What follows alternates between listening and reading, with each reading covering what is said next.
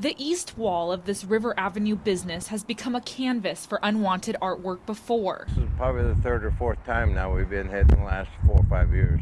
General Manager Bob Criswell says the type of graffiti here is never the same. This time, the side of Action Rent All is marked with 3 different signatures.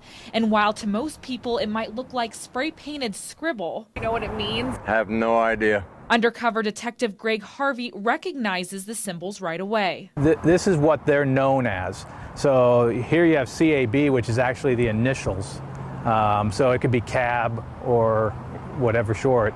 The ZDC is actually short for Zodiac. This EPD detective has seen these monikers before, more than 20 cases around town. So when Lane County Sheriff's Office arrested 4 people for a similar case in Veneta, Harvey knew they were all connected. It's the same exact people. But he says this is the work of a tagging crew, not to be confused with gang-related graffiti. The tagging, it's the tagger that wants to be known.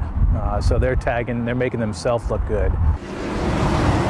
Detective Harvey says the sound wall on Beltline near Barger tells a different story. An N, which is crossed out, and a K, which is Norteño Killer, and then up above that you have 187, which is the California Penal Code for murder. Harvey says gang-related graffiti is about the gang as a whole, not an individual. But in some cases, what starts as a property crime can turn into a violent crime, like when a gang retaliates after someone crosses out a gang signature. Which is disrespecting that gang, and sometimes can lead to violence. But Harvey says it's important for the public to know that less than 25% of the graffiti we see isn't gang-related, just a hassle for property owners and a senseless puzzle for police. I understand a burglar, I understand a thief, but somebody that just does destruction for destruction's sake just amazes me.